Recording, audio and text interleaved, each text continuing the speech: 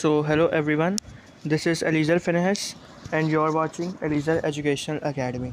तो आज की इस वीडियो में सेकंड ईयर पाकिस्तान स्टडीज़ का जो है वो लेक्चर अपलोड हो रहा है और जो लेक्चर है इसमें मोस्ट इम्पॉर्टेंट जो है शॉर्ट क्वेश्चन आंसर्स वो हम इसमें कवर करेंगे, जो कि इस साल के लिए भी और मज़ीद जो आने वाले साल हैं उनके लिए भी ये नहायत इम्पॉर्टेंट है। और ये बात मैं क्लियर करता जाऊं कि अगर ये जितने भी सवालात हैं शॉर्ट क्वेश्चन आंसर्स अगर ये आप सारे याद कर लेते हैं तो डेफ़िनेटली जो आपका पेपर है उसमें जो शॉर्ट क्वेश्चन आंसर वाला जो आपका सेक्शन है उसमें आप 100% जो है आपका जो सेक्शन है शॉर्ट वाला उसको आप 100% अटैम्प्ट करने के लायक हो जाएंगे। तो आए हम लोग बगैर टाइम वेस्ट किए आज का लेक्चर स्टार्ट करते हैं। तो क्वेश्चन नंबर 1 है एक्सप्लेन टू नेशन थ्योरी। तो ये आपका फर्स्ट क्वेश्चन है, तो जल्दी से पढ़ लेते हैं। और हाँ, ये जो मैं बना रहा हूँ वीडियो तो इसमें यह है कि मैं आपको एक एक लफ्ज़ एक एक लाइन समझाऊंगा जिससे आपके जो समझने के स्किल्स हैं वो भी ज़्यादा हो जाएंगे। और ज़ाहिर सी बात है जब कोई भी क्वेश्चन समझ आ जाता है तो उसको याद करने में भी कोई मुश्किल नहीं होती। तो मैं आपको word to word line by line में आपको एक्सप्लेन करूँगा, आपका काम जो है वो याद करना है। और ये एक साइकोलॉजिकल फैक्ट है कि अगर कोई भी चीज़ आप अच्छे से सुन के समझ लेते हैं तो वो जो चीज़ है वो आपके दिमाग में बैठ जाती है। तो मुझे उम्मीद है कि आप अच्छे से लेक्चर देखेंगे तो आपको जो है वो ये सवालात जितने भी हैं वो दिमाग में बिल्कुल बैठ जाएंगे और आप अच्छे से इसको याद करने के लायक हो जाएंगे। तो टू नेशन थ्योरी हम पढ़ते हैं। तो the two nation theory means that there are two distinct nations in South Asia, namely the Muslims and the Hindus. तो टू नेशन थ्योरी का मतलब ये है कि जो साउथ एशिया के अंदर दो नेशंस हैं, नेम क्या क्या है, एक मुस्लिम्स और सेकंड जो है वो हिंदूज़। तो the Muslims of subcontinent consider themselves as one nation having their own civilisation, culture, historical heritage, philosophy of life, code of conduct and politico economic system. तो जो मुस्लिम्स हैं सब कॉन्टिनेंट के वो अपने आप को एक नेशन कंसिडर करते हैं क्योंकि उनकी एक अपनी सिविलाइजेशन है, अपना कल्चर है और अपनी ये सारा लिखा है historical heritage, philosophy of life etcetera.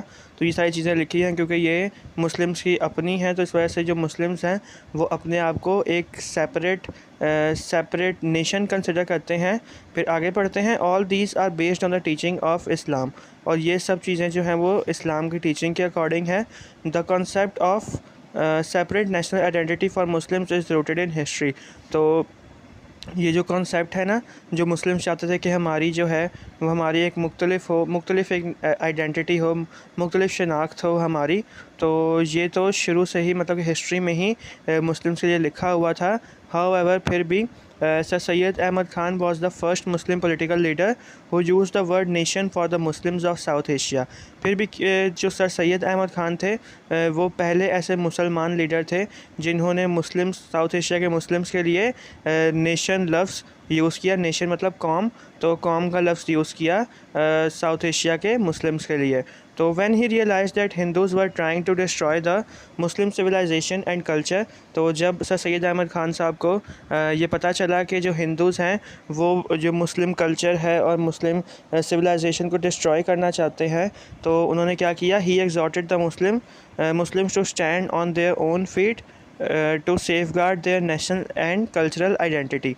तो उन्होंने जो मुस्लिम्स थे सब कॉन्टिनेंट के या साउथ एशिया के, उन्हें मोटिवेट किया कि आप जो है मुस्लिम सिविलाइजेशन को और कल्चर को संभालें और अपने पैरों पर खड़े होकर इनका जो इस हमारे कल्चर को गिराना चाह रहे हैं उनका आप सामना करें या मुकाबला करें। तो the demand of Pakistan was based on the two nation theory. और जो पाकिस्तान की डिमांड हुई थी एक अलग से सेपरेट नेशन के लिए, अलग से कौम बनाने के लिए, तो वो टू नेशन थ्योरी पर ही बेस करती है। तो क्वेश्चन नंबर सेकंड है आपके पास, define ideology of Pakistan.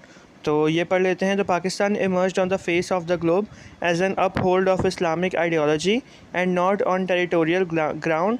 The struggle for the establishment of a new Islamic state and for attainment of independence was outcome of the sincere desire of the Muslims of the subcontinent to shape a political and social environment in which Islam could be accepted as the ideal pattern for individual's life। तो ये पूरा मैंने एक paragraph पढ़ लिया है। आप भी बोल रहे होंगे सर पढ़ते ही जा रहे हैं, समझा नहीं रहे, तो मैं पूरा एक पैराग्राफ पढ़ रहा था। आपको सारा मतलब कि इसका एक समरी ये बताता हूँ कि जो पाकिस्तान जब बना तो वो इतना कोई बड़ा मुल्क नहीं था और ना ही इतना कोई वेल था, क्योंकि इनके पास पैसों की भी कमी थी और इतने पैसे नहीं थे अगर कि वो एक कौम बना सके। और बिल्कुल इनको कोई मकान भी बने हुए नहीं थे और बिल्कुल एक तरह का ग्राउंड इन्हें दिया था।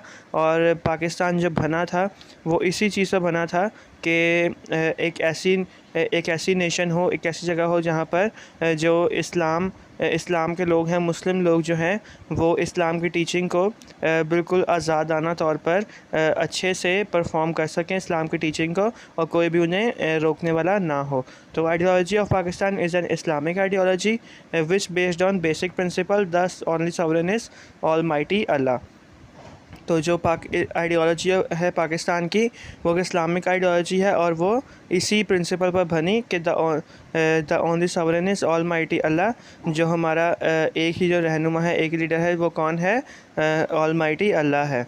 So they should have all resources to enhance Islamic culture and civilization. They should have an opportunity to live according to the faith and to Islamic principles. There are 5 principles of ideological foundation of Pakistan. जो ideology है पाकिस्तान की उसके 5 principles हैं। तो इस्लाम, 2 nation theory, territorial land, democratic system and fifth Urdu language. तो ये 5 मुख्तलिफ़ किस्म के जो आइडियोलॉजिकल के पॉइंट्स हैं। इस्लाम, 2 नेशन थ्योरी, 5 जो मैंने पढ़ दिए हैं, ये यहाँ पे जाकर ये आपका क्वेश्चन ख़त्म होता है। हम लोग बढ़ते हैं हमारे क्वेश्चन नंबर 3 की जानिब। तो क्वेश्चन नंबर 3 में लिखा है when and why did the partition of Bengal took place and when it was annulled. तो इधर पूछा जा रहा है कि जो बंगाल की पार्टीशन हुई थी, पार्टीशन का मतलब कि बंगाल को 2 हिस्सों में जब तकसीम कर दिया गया था, तो वो कब तकसीम हुआ और क्यों तकसीम हुआ। और थर्ड चीज़ ये पूछी जा रही है, और ये जो हुआ था, तकसीम हुआ था बंगाल, ये दोबारा एक ही बंगाल कैसे बना, मतलब कि ये जो तकसीम करना था ये वापसी ख़त्म हो गया था, तो ऐसा क्यों हुआ। तो on 16 October 1905 the viceroy of India lord Curzon did the partition of Bengal to solve the administrative problems of this presidency. तो 16 अक्टूबर 1905 को जो इंडिया के उस वक्त वाइसरॉय थे जिनका नाम लॉर्ड कर्जन था, तो उन्होंने ये जो बंगाल है उसको 2 हिस्सों में तकसीम किया। और ये तकसीम इसलिए किया क्योंकि उस वक्त जो लोगों की तादाद थी, पॉपुलेशन जो थी उस वक्त लोगों की, तो वो बहुत ज़्यादा थी बंगाल के अंदर, जैसे यहाँ पे लिखा है ना, because it had huge territory and vast number population, so he divided Bengal into 2 parts. तो ज़्यादा पॉपुलेशन होने की वजह से जो लॉर्ड कर्जन है वाइसरॉय ऑफ इंडिया, उन्होंने क्या किया, बंगाल को 2 पार्ट्स में तकसीम कर दिया। जो पहला पार्ट था वो ईस्ट बंगाल था एंड सेकंड पार्ट जो था वो वेस्ट बंगाल। तो ईस्ट बंगाल में क्या था, जो मेजॉरिटी थी वो मुस्लिम पॉपुलेशन की थी, और वेस्ट बंगाल में जो मेजॉरिटी थी वो हिंदू पॉपुलेशन की थी। Calcutta remains the capital of West Bengal. जो कैलकटा है, जिसको हम कोलकाता भी बोलते हैं उर्दू में, वैसे इसको इंग्लिश में कैलकटा बोलते हैं। तो कैलकटा जो है वो वेस्ट बंगाल का कैपिटल रहा, क्योंकि वेस्ट बंगाल के अंदर कैलकटा आता था। और जो ईस्ट बंगाल है जिसके अंदर मुस्लिम पॉपुलेशन थी, तो ढाका नाम का शहर जो था वो ईस्ट बंगाल का कैपिटल बन गया। तो the main objectives of partition were, तो इस जो ऑब्जेक्टिव, ये जो पार्टीशन हुई थी इसके मेन ऑब्जेक्टिव क्या थे, मतलब कि क्यों ये पार्टीशन हुई थी, 3 पॉइंट्स में लिखा गया है। पहला पॉइंट है to solve the problems purely for administrative measures. अब आपको पता है कि जो एडमिनिस्ट्रेशन है, इतनी ज़्यादा जो पॉपुलेशन थी, तो एडमिनिस्ट्रेशन भी जो थी वो आउट ऑफ कंट्रोल हो चुकी थी। तो एडमिनिस्ट्रेशन को बिल्कुल मतलब कि बैलेंस रखने के लिए इन्होंने पार्टीशन किया। फर्स्ट पॉइंट ये हो गया। सेकंड है to make more effective administration of Bengal, और जो बंगाल की एडमिनिस्ट्रेशन है उसको और ज़्यादा इफेक्टिव बनाया जाए। जाहिर सी बात है, जब बंगाल को 2 हिस्सों में तकसीम कर दिया गया, तो कुछ जो एडमिनिस्ट्रेशन थी वो वेस्ट बंगाल के लिए रखी और कुछ एडमिनिस्ट्रेशन ईस्ट बंगाल के लिए रखी, ताकि ये जो एडमिनिस्ट्रेशन का सारा मामला है ये अच्छे से होता रहे। एंड थर्ड पॉइंट जो है, तो to improve the backward areas of eastern Bengal and Assam. अब जैसे ईस्ट बंगाल जो है वो बैकवर्ड एरियाज़ थे इसके बंगाल के, इसलिए इन्होंने मुस्लिम्स को ईस्ट बंगाल ही दिया क्योंकि ये बैकवर्ड एरियाज़ थे। तो जब बहुत ज़्यादा पॉपुलेशन हो गई बंगाल की, तो जो बैकवर्ड एरियाज़ थे उन पर जो है वो नज़र नहीं रखी जा रही थी और उनके लिए कोई भी काम नहीं किया जा रहा था। और जब ये पार्टीशन हुई तो इसका एक और भी ऑब्जेक्टिव ये था कि जो बैकवर्ड एरियाज़ हैं उनको सही किया जाए। ये हमने 3 पॉइंट्स पढ़ लिए। नेक्स्ट है the Hindu Bengalis and Congress were not in the favour of partition because they thought this partition gave the favour to the Muslims of Bengal. लेकिन जो हिंदू बंगाली थे ना, और जो कांग्रेस एक पार्टी थी इंडिया की, हिंदुओं की पार्टी थी, जो कि उन्होंने जो ऑल इंडिया मुस्लिम लीग है, जो मुस्लिम्स लोगों के उन्होंने ख़िलाफ़ बनाई थी ये पार्टी। तो जो कांग्रेस के मेंबर्स थे और जो हिंदू बंगाली थे वो इस हक़ में नहीं थे कि पार्टीशन हो, और वजह ये थी कि वो लोग ये समझते थे कि इस पार्टीशन की वजह से ना उनको मुस्लिम्स को फेवर मिली है। तो as a protest they started swadeshi movement. तो उन्होंने क्या किया, उन्होंने धरने देना स्टार्ट कर दिए। जैसे एक जो था धरने का नाम वो स्वदेशी मूवमेंट था। तो as the result of Hindu agitation the partition of Bengal was annulled by the royal announcement by king George V on 12 December 1911। तो एज अ रिज़ल्ट इसका रिज़ल्ट ये आया कि जो वाइसरॉय थे ना उस वक्त इंडिया के, लॉर्ड कर्जन, तो उन्होंने क्या किया, ये किंग जॉर्ज वी ने इस पार्टीशन को ख़त्म कर दिया और दोबारा जो बंगाल था वो एक ही बन गया। और ये कब ख़त्म हुआ था ये पार्टीशन? On 12 December 1911। तो यहाँ पर जाकर ये सवाल भी आपका ख़त्म होता है। हम लोग बढ़ते हैं क्वेश्चन नंबर 4 की जानिब। What were the demands of Simla deputation 1906। तो सिमला डेप्यूटेशन जो थी 1906 में हुई, तो उसकी डिमांड्स क्या थी? तो हम लोग पढ़ लेते हैं क्वेश्चन। एक छोटा सा क्वेश्चन है और ये बहुत इंपॉर्टेंट है, और याद रहे कि जितने भी मैं आपको क्वेश्चन समझा रहा हूँ, जितने भी यहाँ पर हैं, तो ये मोस्ट इंपॉर्टेंट क्वेश्चंस हैं। ये आप याद कर लेंगे तो आपका पेपर 100% हो जाएगा। इसके आंसर की जाने बढ़ते हैं। On 1 October 1906 a Muslim deputation consisting of 35 representatives which was led by sir Aga Khan met the viceroy lord Minto and governor general John Morley. अब ये जॉन मॉक्सली नहीं है। अगर कोई रेसलिंग वगैरह देखते हैं तो आपको पता होगा कि AEW जो है जिसको टोनी खान रन कर रहे हैं, तो AEW में एक रेसलर हैं जॉन मॉक्सली, जिनका पहले नाम डीन एम्ब्रोज होता था। तो जो रेसलिंग नहीं देखते उनके तो ये बात ऊपर से जा रही होगी, लेकिन जो रेसलिंग देखते हैं उनको इस बात का पता होगा। तो ये जॉन मॉक्सली नहीं है, जॉन मॉडली है, जो कि उस टाइम गवर्नर जनरल थे। तो हमें बताया ये जा रहा है, मैं यहाँ तक आपको एक्सप्लेन करता हूँ कि 1 अक्टूबर 1906 में क्या हुआ था, एक डेप्यूटेशन स्टार्ट हुई थी, और जिसको लीड कौन कर रहे थे? सर आगा खान, और इनके साथ 35 रिप्रेजेंटेटिव भी थे। और ये जो 35 रिप्रेजेंटेटिव और सर आगा खान जो हैं वो वाइसरॉय से मिले, वाइसरॉय लॉर्ड मिंटो से, और गवर्नर जनरल लॉर्ड जॉन मॉडली से मिले एट शिमला। और ये शिमला में मिले, इसलिए इसका नाम शिमला डेप्यूटेशन दिया गया। And presented some demands of Muslim, और इन्होंने जाकर कुछ डिमांड्स रखी मुस्लिम्स की, और जो डिमांड्स थी वो यहाँ पर पॉइंट्स की सूरत में लिखी गई हैं। तो 5 पॉइंट्स हैं।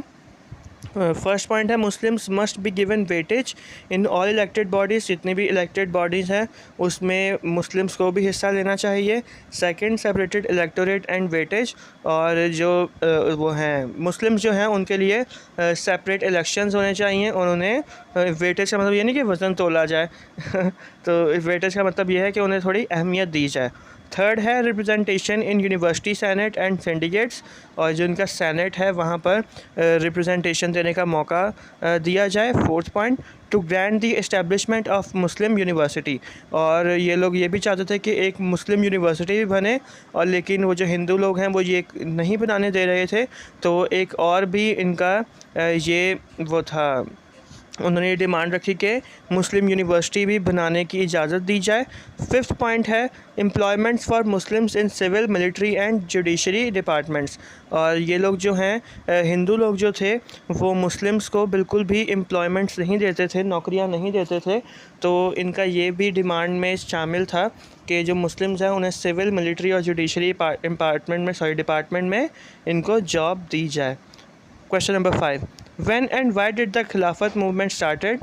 Who were the main leaders of the movement? तो पूछा जा रहा है कि जो खिलाफत मूवमेंट है वो कब स्टार्ट हुई थी, और जो मेन लीडर्स हैं इस खिलाफत मूवमेंट के वो कौन कौन थे। तो इसके आंसर की जाने बढ़ते हैं। After the first world war the fate of Ottoman Turkish empire खलीफा was sealed. The Turkish sultan had claim to the caliphs of the Muslim world. तो पहली जंग अज़ीम के बाद क्या हुआ, जो टर्किश एम्पायर थे जिसको खलीफा कहते हैं, उनका जो किस्मत थी वो फेट होता है किस्मत, तो उनकी जो किस्मत थी वो डाउन हो गई। और जो टर्किश सुल्तान थे उनकी जो टर्किश सुल्तान थे ये मुस्लिम वर्ल्ड के जो हैं वो कैलिफ्स बन गए, मतलब खलीफा बन गए। तो the general impression among the Muslim was that the western powers were waging a war against Islam to rob it of all its power। तो इसमें समझने वाली बात ये है कि तब क्या हुआ, पहली जंग अज़ीम के बाद जो वेस्टर्न पावर्स थी, जो अंग्रेज़ लोग थे, वो इस एरिया को क्या करना, उस एक जंग का इरादा वो करना चाह रहे थे। तो इसके अगेंस्ट क्या हुआ, इसके तो Muslims of India took up courage and started खिलाफत मूवमेंट इन 1919। तो एज अ रिज़ल्ट ये हुआ कि जो इंडिया के मुस्लिम्स थे, जब उन्हें पता चला कि जो वेस्टर्न पावर्स हैं, जो अंग्रेज़ लोग हैं, वो हमारे ख़िलाफ़ एक जंग का मंसूबा बना रहे हैं, तो उन्होंने क्या किया, एक मूवमेंट स्टार्ट की जिसे खिलाफत मूवमेंट का नाम दिया गया। और ये स्टार्ट कब हुई, 1919 में हुई। और इसके ऑब्जेक्टिव्स, इस खिलाफत मूवमेंट के ऑब्जेक्टिव्स ये थे, फर्स्ट है to maintain the Turkish caliphate, जो इनका टर्किश खलीफा था उसे मेंटेन करना था। Second, to protect holy places of Muslims in Turkey, और तुर्की में जितने भी मुसलमानों की जो होली प्लेसेस थी तो उन्हें प्रोटेक्ट करना था। थर्ड पॉइंट है to maintain the unity of Ottoman empire, और जो ऑटोमन एम्पायर था इनका, उसकी यूनिटी को भी मेंटेन रखना इनका जो मेन ऑब्जेक्टिव था। और हम जल्दी से अब लीडर्स के नाम पढ़ लेते हैं खिलाफत मूवमेंट के। जो लीडर्स थे उनके नाम क्या थे। पहले लीडर का नाम मौलाना मोहम्मद अली जौहर, सेकंड मौलाना शौकत अली जौहर, दोनों भाई थे। फिर थर्ड है मौलाना अब्दुल होगा, तो मौलाना अब्दुल कलाम आज़ाद। फोर्थ है हसरत मोहानी एंड फिफ्थ है डॉक्टर M.A. अंसारी।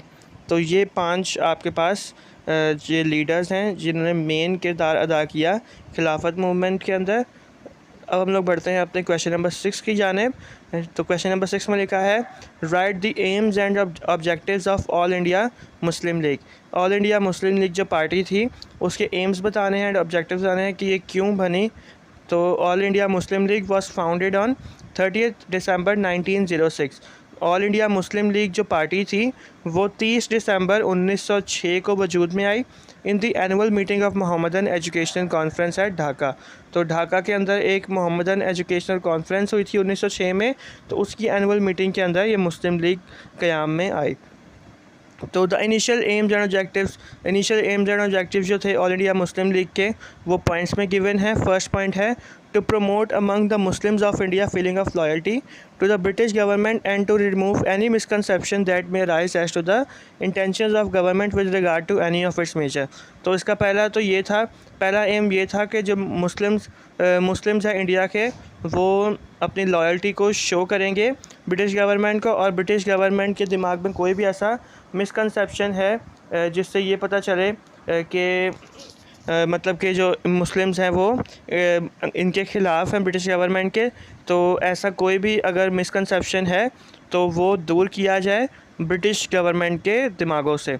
तो ये पॉइंट नंबर सेकंड है to protect and advance the political rights and interest of Muslims of India and respectfully to represent their needs and aspirations of government. Second ये था कि जो India के जो मुस्लिम्स हैं उन्हें बिल्कुल भी अहमियत नहीं दी जाती थी। तो ये था ऑब्जेक्टिव इनका कि जो मुस्लिम्स हैं उन्हें कोई भी अगर नीड है, किसी चीज़ की ज़रूरत है, कोई चीज़ चाहते हैं तो वो गवर्नमेंट को बता सकें। एंड थर्ड पॉइंट है to prevent the rise among Muslims of India of any feelings of hostility towards other communities without prejudice to other objects of the league. तो ये 3 ही पॉइंट्स थे इसके। अब हम लोग नेक्स्ट बढ़ते हैं क्वेश्चन नंबर 7 की जानिब। तो क्वेश्चन नंबर 7 में लिखा है, what were the causes which led to the creation of all India Muslim league. तो ऐसा क्यों हुआ कि ऑल इंडिया मुस्लिम लीग को बनाना पड़ा, ये पार्टी क्यों बनानी पड़ी। तो इसके कुछ पॉइंट्स हैं। तो पहला पॉइंट है कांग्रेस अ हिंदू ऑर्गेनाइजेशन। तो Hume led the foundation of Indian national Congress in 1885, but Congress by its policy and propaganda proved itself a Hindu organisation. तो जो इंडियन नेशनल कांग्रेस एक पार्टी थी और ये 1885 में वजूद में आई, क़याम में आई। तो लेकिन ये तो एक इंडिया की पार्टी थी, लेकिन ये जो इनके मंसूबे जो थे वो सारे मंसूबे जो थे वो इंडिया के ख़िलाफ़ थे।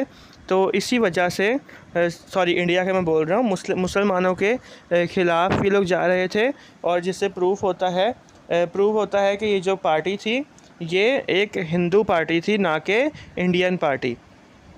सेकंड पॉइंट है unhappy events of partition of Bengal. Hindus' attitude towards Muslim interest and the partition of Bengal had exposed Hindu feelings beyond any doubt।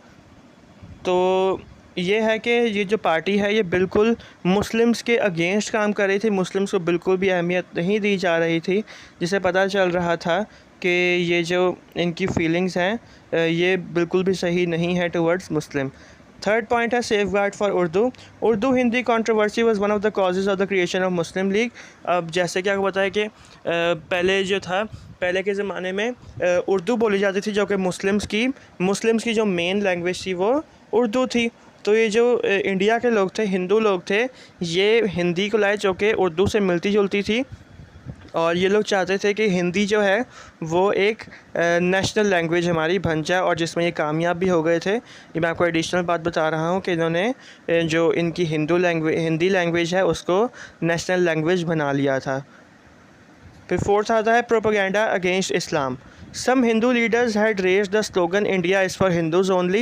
They started propaganda against Islam and Muslims। तो कुछ Hindu leaders हैं, उन्होंने ये slogan तैयार कर लिया कि India सिर्फ़ और सिर्फ हिंदुओं के लिए है, और ये जो प्रोपेगेंडा था ये जाहिर सी बात है कि इस्लाम और मुसलमानों के ख़िलाफ़ था। वो लोग चाहते थे कि सिर्फ़ और सिर्फ इंडिया जो है, इंडिया में सिर्फ़ और सिर्फ हिंदू ही रहें और ना कि कोई मुस्लिम रहे। क्वेश्चन नंबर यहाँ पर जाके ये क्वेश्चन ख़त्म होता है। अब हम लोग बढ़ते हैं अपने क्वेश्चन नंबर 8 की जानिब। क्वेश्चन नंबर 8 है why British government had formed the interim government in 1946। तो ब्रिटिश गवर्नमेंट ने एक इंटरिम गवर्नमेंट क्यों बनाई 1946 में, तो उसके आंसर की जानिब बढ़ते हैं। The interim government of India formed on 2 सितंबर 1946। जो इंटरिम गवर्नमेंट है इंडिया की वो 2 सितंबर 1946 को बनाई गई।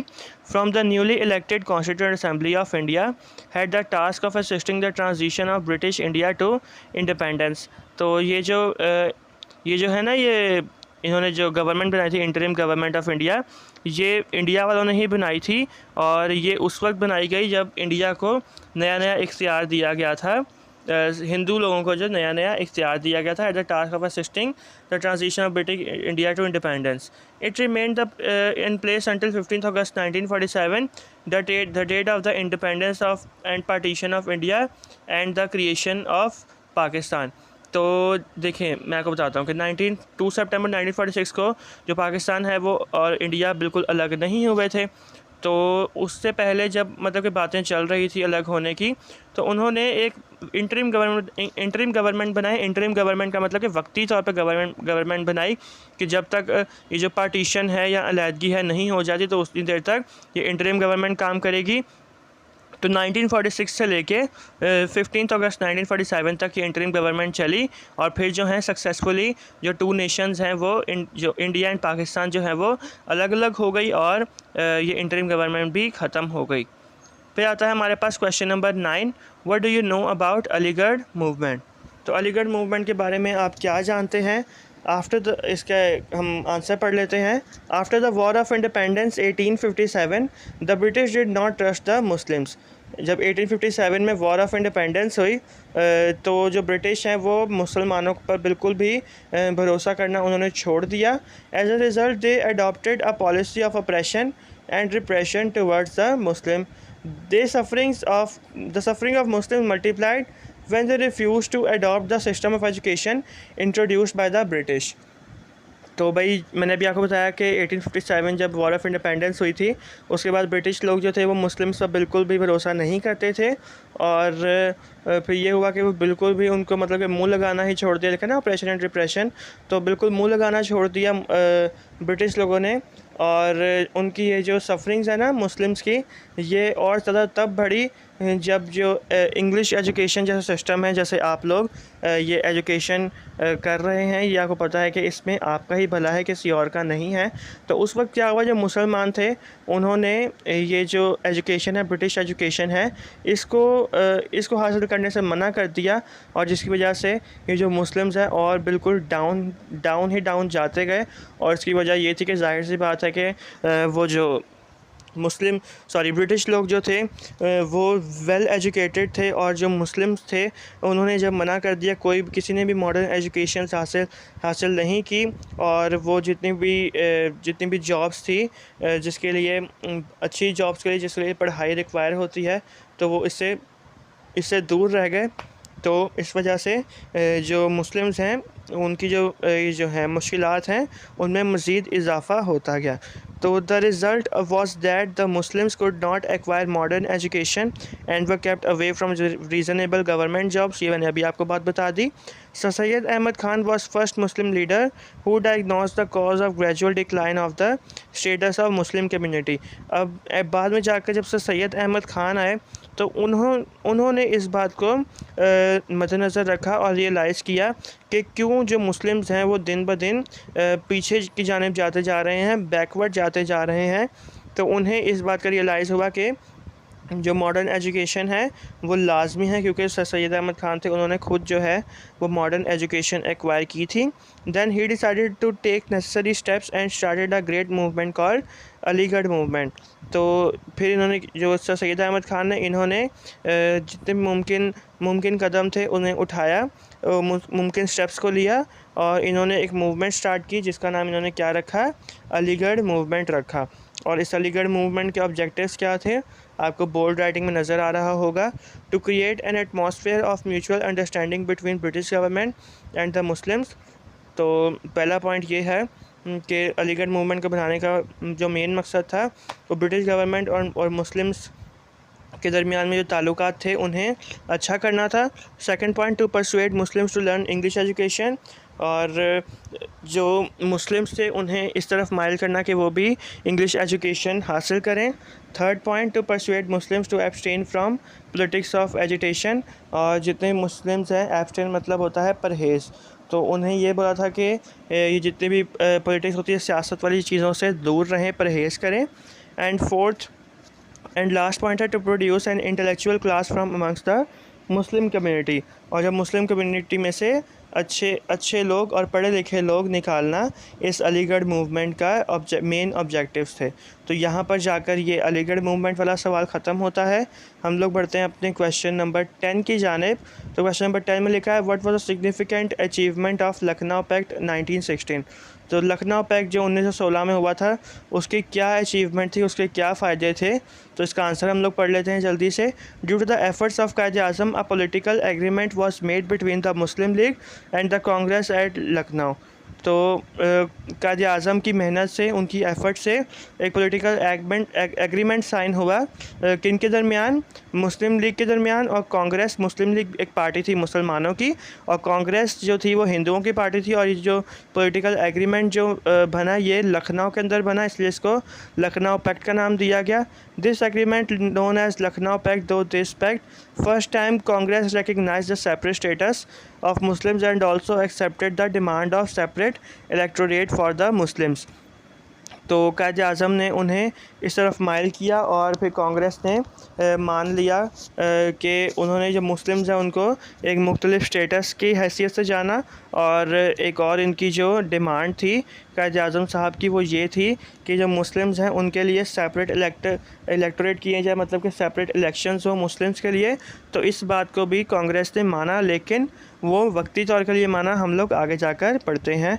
तो the Lucknow pact prove to be the only beacon light on the political horizon of India. और जो लखनऊ पैक्ट था, जब कांग्रेस ने मुस्लिम्स को एक अलग मुकाम देने के लिए वो मान गए, तो ये एक उनके लिए एक रोशनी थी, एक मतलब कि बिल्कुल अंधेरा उनको नज़र आ रहा था, बिल्कुल एक रोशनी का मुकाम था। लेकिन if this sense of cooperation could have been carried on, a better और एटमॉस्फेयर वुड बी मेड। तो ये है कि अगर यही कॉपरेशन हिंदू लोगों से रहता तो एक अच्छा एटमॉस्फेयर बन सकता था, और ये जो पार्टीशन हुई पाकिस्तान और इंडिया अलग बनाना पड़ा, जो जंगें हुई हमारी, तो ये नहीं होती अगर यही उनका एटीट्यूड रहता। लेकिन जो हिंदूज़ हैं, हम पढ़ लेते हैं, but Hindu did not honestly stick to these principles. लेकिन जो हिंदू थे वो वक्ती तौर पर बस उन्होंने ये बोला था और इस बात पर कायम नहीं रहे, और उनको एक अलग से नेशन का हैसियत नहीं दी, जिसकी वजह से ये जितनी भी अब हिस्ट्री रही है पाकिस्तान इंडिया की, ये आप जान सकते हैं, आपको पता भी है। तो क्वेश्चन नंबर 10 भी शायद हमारा हो गया है। हाँ जी, हो गया है। तो क्वेश्चन नंबर 11 आता है हमारे पास, write any 5 points from Jinnah's 14 points. Quaid Azam Mohammad Ali Jinnah के जो 14 पॉइंट्स हैं उनमें से कोई से 5 पॉइंट्स लिखने हैं। In the response of Nehru report 1928 which fell short of Muslims' demand, Jinnah presented his famous 14 points in 1929. 5 points are given in the following. तो नेहरू रिपोर्ट जो थी 1928 में जो दी थी, तो वो जो रिपोर्ट है वो थोड़ी छोटी पड़ गई थी मुस्लिम डिमांड्स के लिए। तो जो मोहम्मद अली जिन्ना है उन्होंने अपने फेमस 14 पॉइंट्स 1929 में कौम के साथ सामने रखे, तो जिनके अंदर से 5 पॉइंट्स हम लोग आज देखेंगे। फर्स्ट है federal constitution, the form of the future constitution should be federal. जो फ्यूचर के कॉन्स्टिट्यूशन होंगे वो फेडरल होने चाहिए, with the residuary powers vested in the provinces. जो हर एक सूबे के लीडर्स हैं वो अलग अलग होंगे, जैसा कि आप देखते भी हैं। जैसे जो सिंध है वो जरदारी लोगों का है, पंजाब जो है वो नवाज शरीफ लोगों का है। तो ऐसे ऐसे प्रोविंशियल लेवल पर उन्होंने पावर्स को डिस्ट्रीब्यूट कर दिया। फिर सेकंड पॉइंट आता है provincial autonomy, uniform autonomy shall be granted to all provinces. Third है separation of Sindh, Sindh should be separated to Bombay presidency. तो याद रहे जो सिंध था और बॉम्बे था वो एक ही थे, तो ये बोला था कि जो सिंध है उसे बॉम्बे से सेपरेट किया जाए। Fourth reforms in NWFP and Balochistan, reforms should be introduced in NWFP and Balochistan. Fifth, representation in central legislative. In the central legislative, Muslim representation should not be less than 1/3. तो सेंट्रल लेजिस्लेटिव जो है उसके अंदर जो मुस्लिम representation है उसे भी एक जो है वज़न दिया जाए या उस पर भी गौर फ़िक्र किया जाए, क्योंकि उस वक्त जो मुस्लिम्स हैं उन्हें कोई भी कुछ नहीं समझता था। तो ये जो थे हमने 14 पॉइंट्स में से हमने 5 पॉइंट्स पढ़े। फिर आ जाता है question number 12, write the importance of Allahabad address 1930। Allahabad address की इम्पॉर्टेंस क्या है जो कि 1930 में हुआ था। Allama Iqbal was the first important public figure who propounded the idea of a separate state from the platform of Muslim League. In his presidential address to the League's annual session at Allahabad on 30th December 1930, he discussed the problem of the Muslims of India.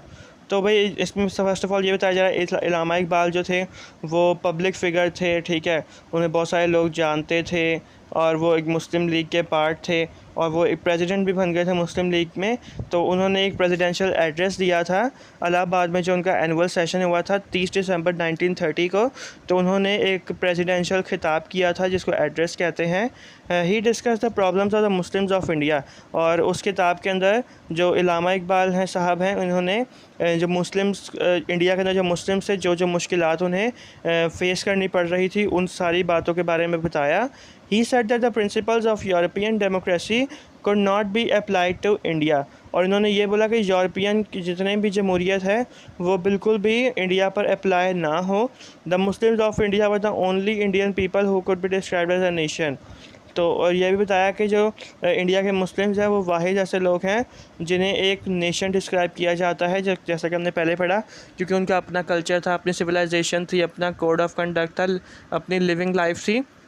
तो इस वजह से जो भी India में जितने भी लोग रहते थे तो उसमें से मुस्लिम भी थे ऐसे जिन्हें नेशन डिस्क्राइब किया जा सकता है। फिर इन्वर्टेड कॉमर्स में लिखा है, और ये जो इन्वर्टेड कॉमर्स में लिखा है ना बोल्ड राइटिंग में, ये इलामा इकबाल साहब के ही अल्फाज हैं, तो उनको कोट किया गया है। I would like to see the Punjab NWFP Sindh and Balochistan amalgamated into a single state.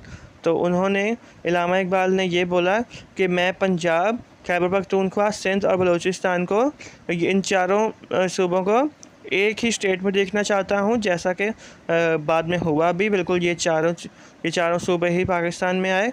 Self government with in और विदाउट द ब्रिटिश एम्पायर, और ये जो हमारे जो है सेल्फ गवर्नमेंट होनी चाहिए जो कि ब्रिटिश लोगों से आज़ाद हो। The formation of a consolidated north west Indian Muslim state appear to me to be the final destiny of the Muslim at least of north west India. तो ये जो है ये जो नॉर्थ वेस्ट इंडिया है जो कि अभी हमारा पाकिस्तान कहलाता है, और वो यही कहते थे उन्होंने ये इसमें कहा कि यही जो जगह है हम चाहते हैं कि यहाँ पर ही हमारी एक सेपरेट स्टेट बने। The Islamic Republic of Pakistan bears testimony to his political insight and statesmanship in so far as he had demanded the creation of a separate Muslim state based on the two nation theory. और इल्लामा इकबाल को इतना ज़्यादा ये जुनून था कि एक Muslims के लिए अलग से नेशन आए, जिस वजह से उन्होंने अपने इलाहाबाद एड्रेस में एक बिल्कुल डिमांड ही कर डाली और एरिया ही बता दिया कि ये जो है ये एक सेपरेट नेशन होनी चाहिए। लेकिन अफसोस ये कि जो इल्लामा इकबाल हैं वो पाकिस्तान बनने के कई साल पहले ही उनकी डेथ हो चुकी थी, वरना वो भी पाकिस्तान बना हुआ देख सकते थे। खैर जो अल्लाह की मर्ज़ी। हम लोग बढ़ते हैं क्वेश्चन नंबर 13 की जानिब। Right the main points of India independence act 1947। तो क्वेश्चन नंबर 13 है right the main points of Indian independence act 1947। जो इंडियन इंडिपेंडेंस एक्ट हुआ था 1947 में, उसके मेन पॉइंट्स आपने लिखने हैं। तो according to independence act 1947, India was divided into 2 independent countries on 15 August 1947। तो ये तो आपको पता है कि 15 अगस्त 1947 को क्या हुआ था, जो इंडिया था वो 2 हिस्सों में तकसीम हो गया था, इंडिया एंड पाकिस्तान में। तो ये जो इंडिपेंडेंस एक्ट था, इसके जो मेन पॉइंट्स थे वो ये थे। फर्स्ट पॉइंट था the British crown will have no right to reject any framed by India and Pakistan for their own countries. This right will be only used only by the respective governor generals. तो इसमें ये first ये था M या main point ये था कि जो ब्रिटिश क्राउन है वो कुछ भी कोई भी ऐसे कोई भी फ़ैसला करती है इंडियन या पाकिस्तानी गवर्नमेंट, तो ब्रिटिश क्राउन को कोई भी हक़ नहीं होगा कि वो किसी भी फ़ैसले को रिजेक्ट करें। और ये जो राइट है ये सिर्फ़ और सिर्फ जो पाकिस्तान इंडिया के जो रिस्पेक्टिव गवर्नर जनरल्स हैं, ये हक़ सिर्फ़ और सिर्फ उनके पास ही होगा। Second point, India and Pakistan will be fully empowered to frame their constitution independently. और इंडिया और एंड पाकिस्तान जो हैं वो उन बिल्कुल मतलब कि वो एम्पावर होंगे कि वो अपना जो कॉन्स्टिट्यूशन है वो इंडिपेंडेंटली, मतलब कि किसी पर डिपेंडेंट ना होकर, मतलब कि अपने से कोई भी अपना कॉन्स्टिट्यूशन बना सकते हैं।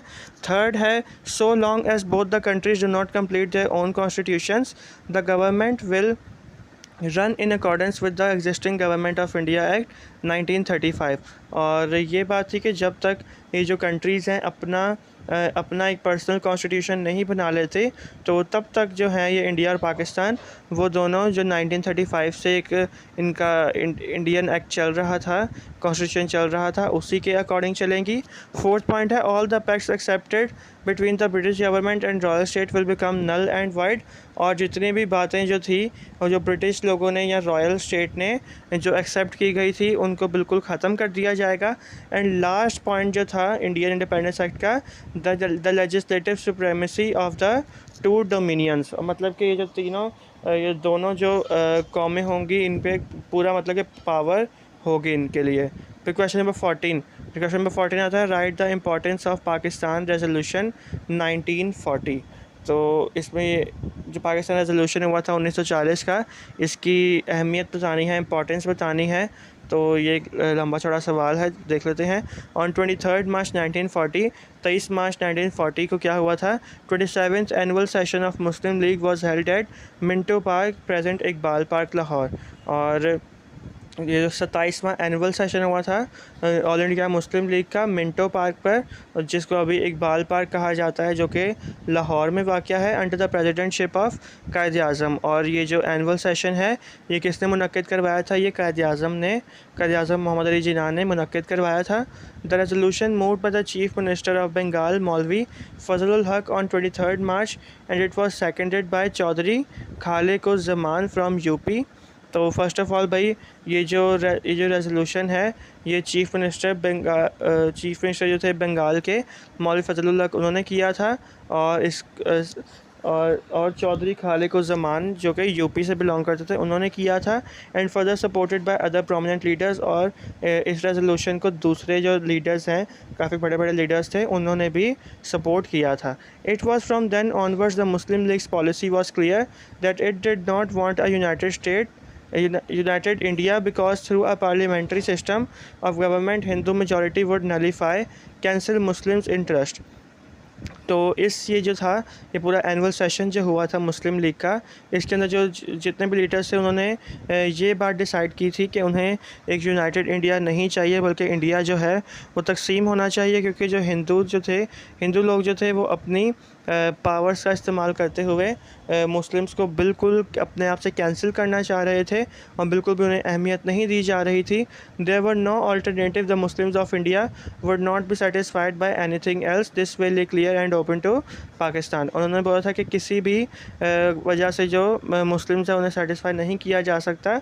अब जो लास्ट जो स्टॉप है वो यही है कि एक अलग से नेशन बनाई जाए, जिसका नाम उन्होंने फिर पाकिस्तान रखा।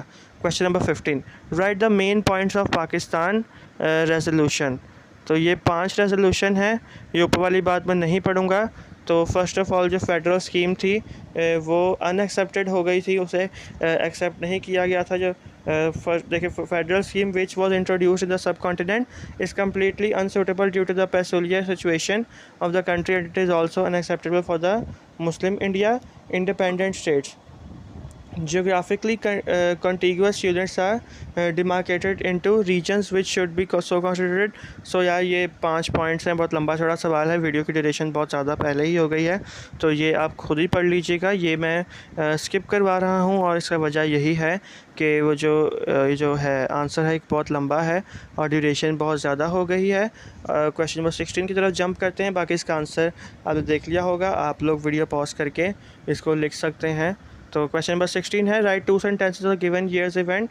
और आपको ये ईयर्स दिए गए हैं 1940, 1857, 1867, जितने भी ईयर्स आपके सामने लिखे हुए हैं इन सब ईयर्स के बारे में आपने 2-2 सेंटेंसेस हर एक ईयर के बारे में लिखने होंगे।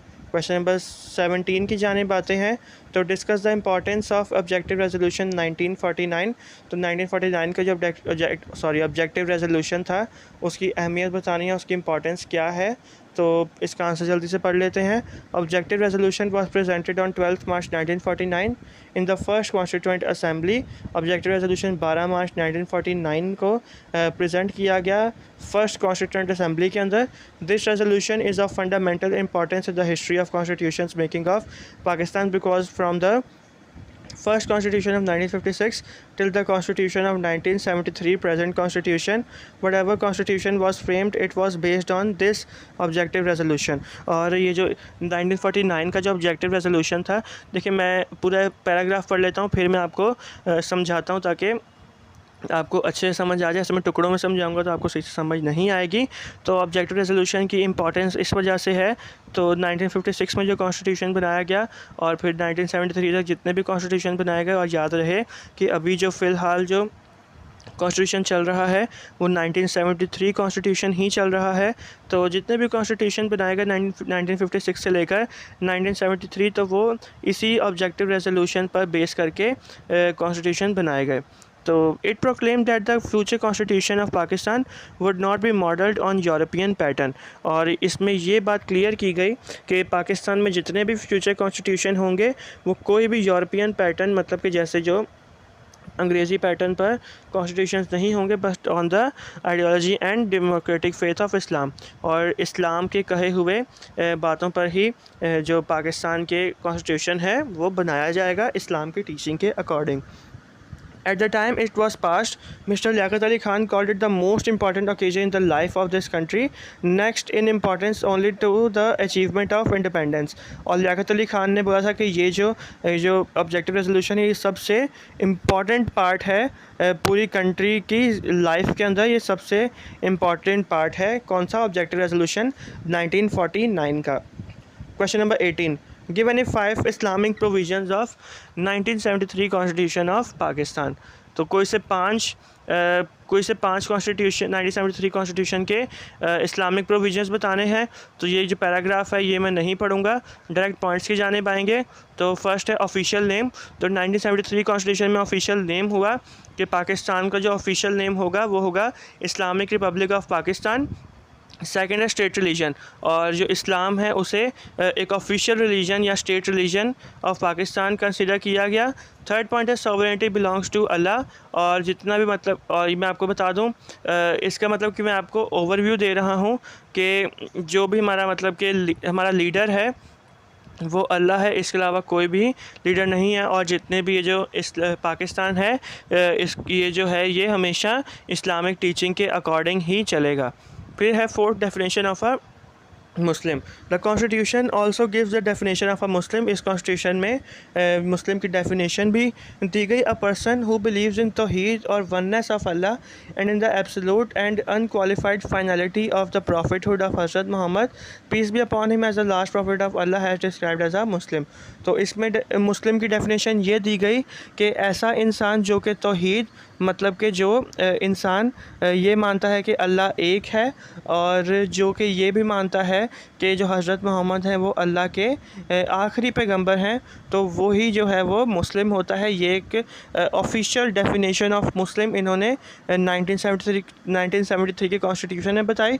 एंड फिफ्थ पॉइंट है a Muslim to be a president and prime minister. और इस बात में इस कॉन्स्टिट्यूशन में 1973 के कॉन्स्टिट्यूशन में ये वाज़िया किया गया कि सिर्फ़ और सिर्फ प्रेसिडेंट और जो भी कोई प्राइम मिनिस्टर बनेगा वो सिर्फ़ और सिर्फ मुस्लिम बनेगा, कोई भी नॉन मुस्लिम, भले वो हिंदू हो, क्रिश्चियन हो, सिख हो, कोई भी मुस्लिम के अलावा प्रेसिडेंट या प्राइम मिनिस्टर नहीं बन सकता।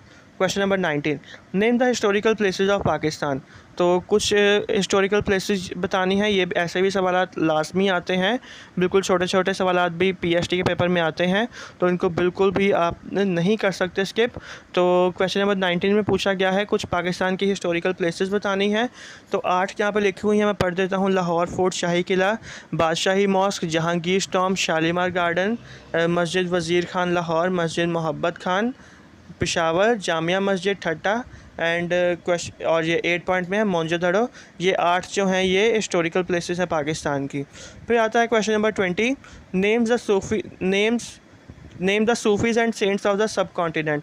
और इस कॉन्टिनेंट में जितने भी सूफ़ी और सेंट्स गुजरे हैं उन सब के अपने नाम बताने हैं। तो इसमें भी 8 नाम टोटल बताए हैं, और ये जो हैं बहुत लाजिम नाम हैं, इनको हम कभी भी स्किप नहीं कर सकते। दाता गंज बख्श हो गए, बाबा भोले शाह, शाह अब्दुल लतीफ़ बिटाई, सच्चल सरमस्त, लाल शहबाज कलंदर, शाह वलीउल्लाह, शेख अहमद सिरहंदी एंड 8 ख्वाजा मोइनुद्दीन चिश्ती। तो ये 8 जो थे ये सूफीज़ एंड सेंट्स थे। और यहाँ पर जाकर ये आपका जिस जो है मोस्ट इम्पॉर्टेंट जो क्वेश्चन आंसर्स हैं 20 ये जाकर कंप्लीट होते हैं।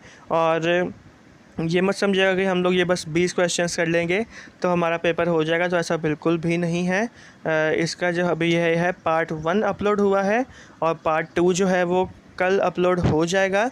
उसके अंदर भी हम लोग ऐसे ही शॉर्ट क्वेश्चन आंसर्स करेंगे, और ये दोनों क्वेश्चन आंसर्स मिलाकर फिर जाकर आपके जो पेपर है वो 100% हो जाएगा। तो नेक्स्ट पार्ट भी कल अपलोड हो जाएगा। तो ऐसे ही वीडियोस आती रहती हैं इम्पॉर्टेंट। और तो अगर आप चाहते हैं कि आपको जल्द से जल्द नोटिफिकेशन मिल जाए तो लाजमी बेल आइकन को लाजमी प्रेस कीजिएगा। और एक और बात कि अगर आपको मैं आपको ये नहीं बोल रहा, मैं आपको ये नहीं बोल रहा हक से कि नहीं भैया आपने चैनल सब्सक्राइब करना ही करना है। मैं आपको बस इतना कह देता हूँ कि अगर आपको लगता है कि आपको इस वीडियो से बिल्कुल थोड़ा सा भी फ़ायदा हुआ हो ना, थोड़ा सा भी फ़ायदा हुआ, तो टीचर को अपने लाजमी सपोर्ट किया करें। इससे मुझे मोटिवेशन मिलती है, और मैं ऐसे ही वैल्यूएबल और जो इम्पॉर्टेंट लेक्चर्स हैं जो कि आपके लिए बहुत ज़्यादा फ़ायदेमंद होते हैं, मैं ऐसे ही अपलोड करता रहूँगा। आप सब्सक्राइब लाजमी किया करें और ऐसे ही सपोर्ट करते रहें। आपका सपोर्ट है तो ही ये लेक्चर तो ही ये चैनल चल रहा है। तो फिर मिलते हैं अपनी नेक्स्ट वीडियो में जब हम इसका पार्ट 2 कवर करेंगे। तो तब तक के लिए goodbye and take care, और देखते रहें एलीज़र एजुकेशनल अकेडमी।